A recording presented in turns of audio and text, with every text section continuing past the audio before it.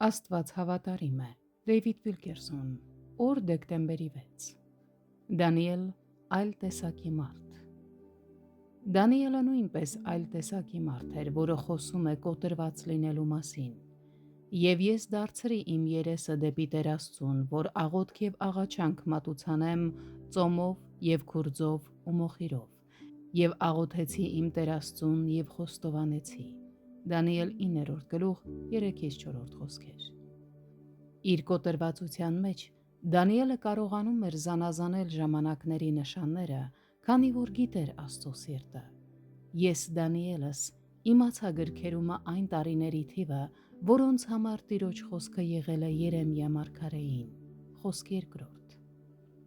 Ինչպես Դանիելը հասավ խոնարհության, գիտելիքի և զանազանության այս ուղուն։ Ամեն ինչ սկսվեց նրանից, որ նա թույլ տվեց, որ Սուրբ Գիրքը լիովին տիրապետի իրեն։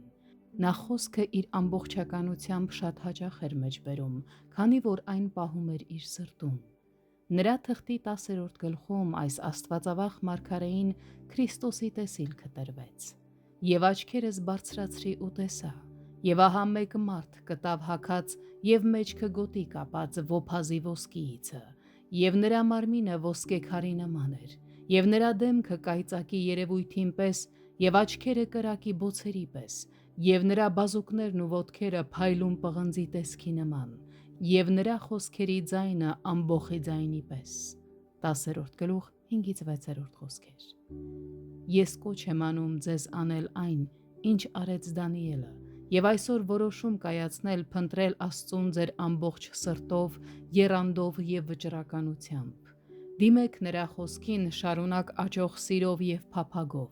Աղոթեք ծոմապահությամբ, խոնարհության և կոտրված սիրտ ունենալու համար, որպեսզի ընդունեք նրա թեթև բեռը։ Եվ վերջապես, խոստովանեք և հրաժարվեք այն ամենից, ինչը խանգարում է Սուրբ Հոգուն ձեզ հայտնել երկնային օրհնությունները։ Այսպիսի ընթացքը բերում է Աստծո հպմանը։ Դանիելը վկայեց. «Եվ ահա մի ձեռք դպավ ինձ և կանգնեցրեց ինձ ծունկներիս և ձեռքերիս թաթերի վրա»։ Խոսք 10։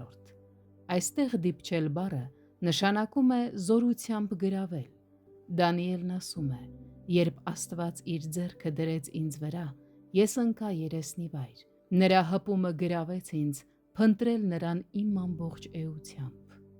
Այլ տեսակի մարդ լինելու ճանապարհը բաց է բոլորիս համար։ Պատրաստ ենք քայլել այդ ուղով։